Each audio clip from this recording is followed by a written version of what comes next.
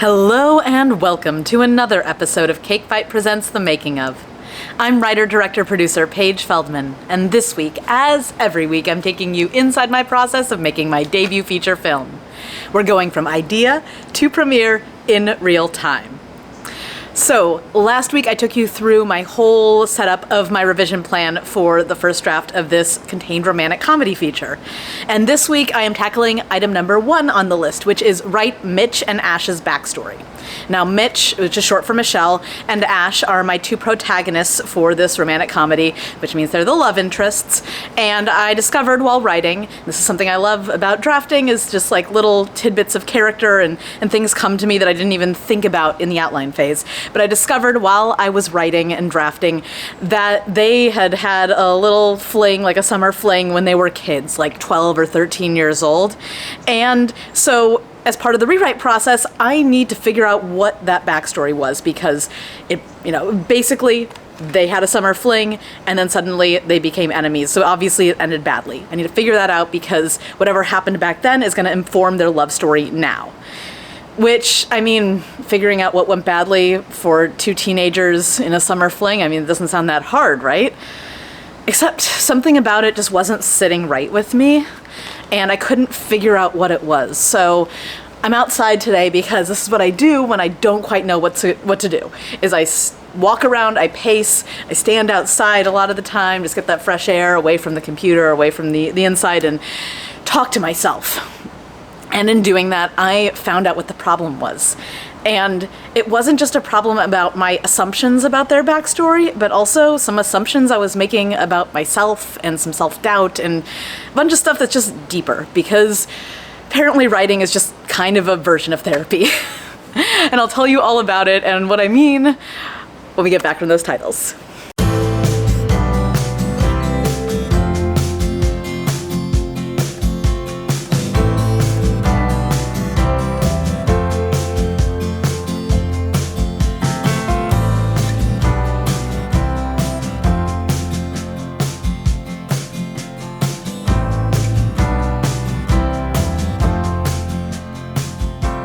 So before I get into all about the personal stuff that I discovered while I was out here pacing and talking to myself and thinking, I want to talk just a little bit about what I find in my experience is the difference between outlining and writing and rewriting for me.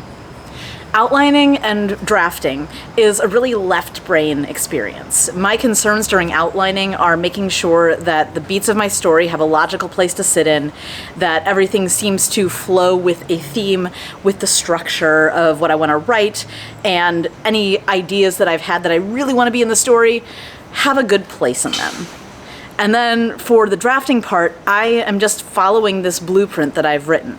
I sit, I type, I move forward only. I'm like a shark, no backward, only forward. And I get everything on paper. And once I have it on paper, then I can play with it. Then I can do my right brain stuff, which is my rewriting, which is where I go really instinctual on it. And by that, I mean, I read it, and then I sit with myself and I ask, what isn't working about this? I try to find the places where something in my little primitive brain just starts waving and saying, I don't know if that's right.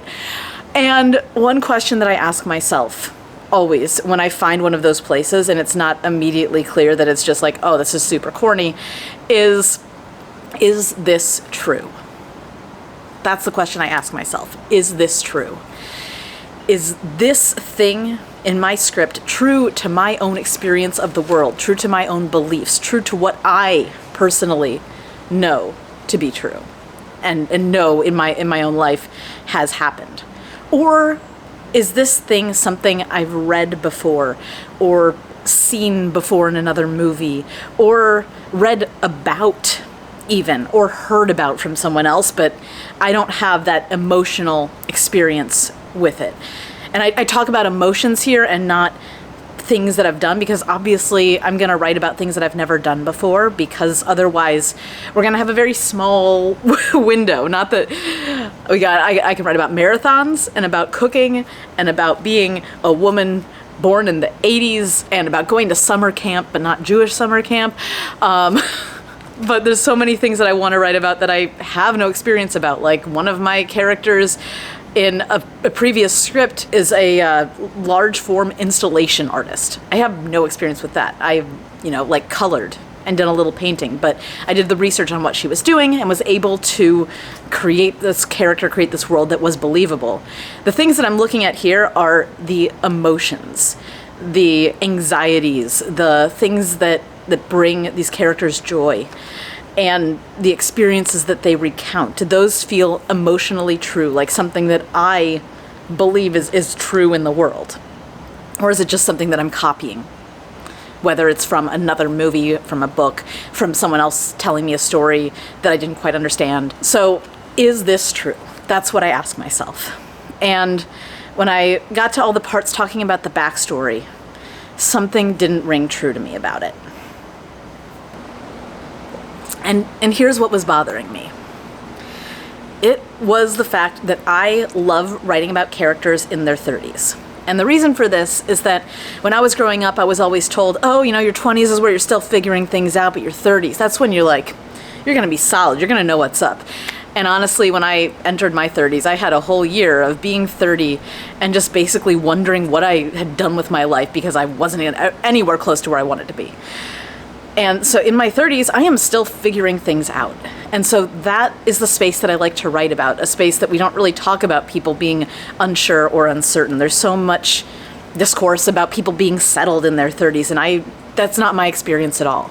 So Mitch and Ash are 36, 38 years old. They're in that mid to late 30s area. And Mitch's desire is to be a songwriter, to make her living being a songwriter. And she hasn't yet achieved that at 36 years old.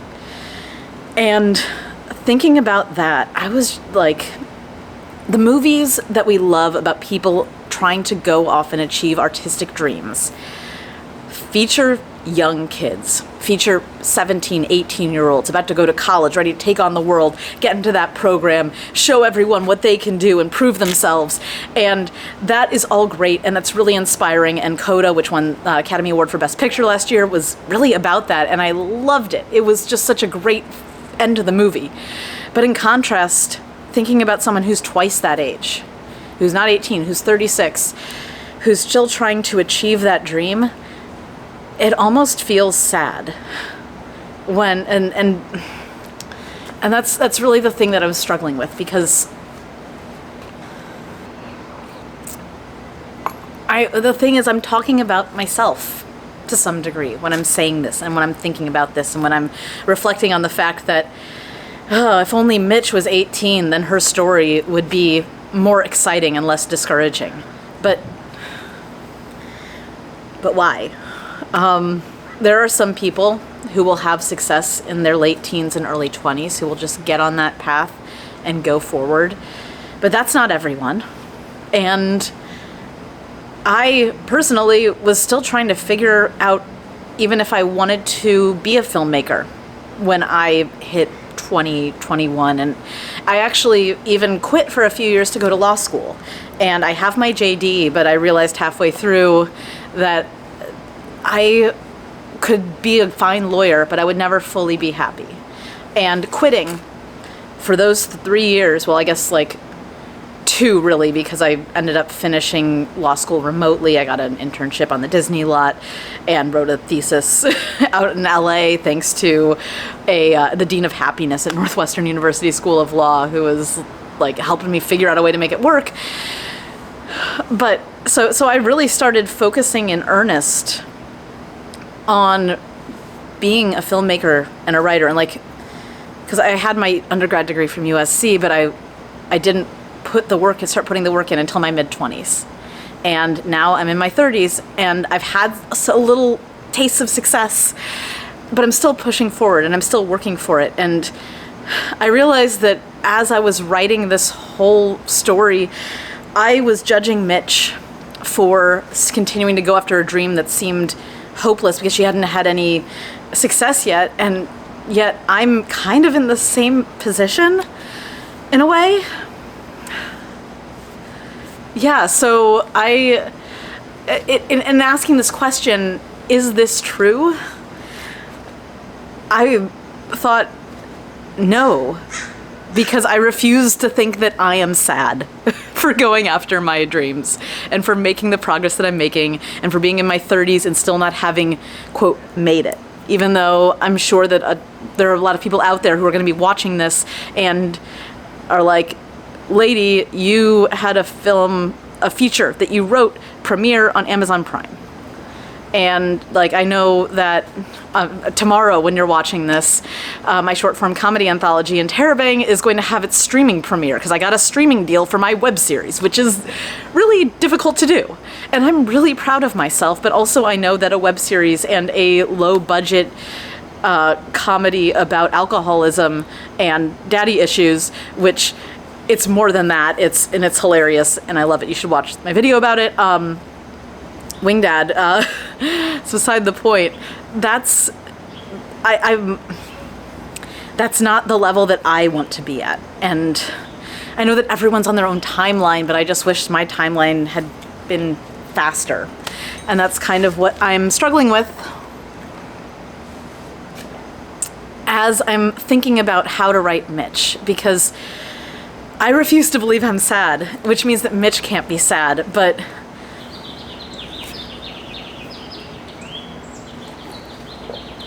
so let's go back to the backstory. Well, I was having this discussion with myself about like the establishment saying like 18 years old, that's inspiring. Mid-30s, that's depressing if you're trying to go after an artistic dream. I realized that the ages that I was thinking about Mitch and Ash being when they had their summer fling and broke each other's hearts were 12 and 13. And 12 and 13 had nothing to do with the conflict that I was having, with the conversation I was having in my own head, the argument I was having with myself about, I refuse to be sad, but Hollywood says this is sad.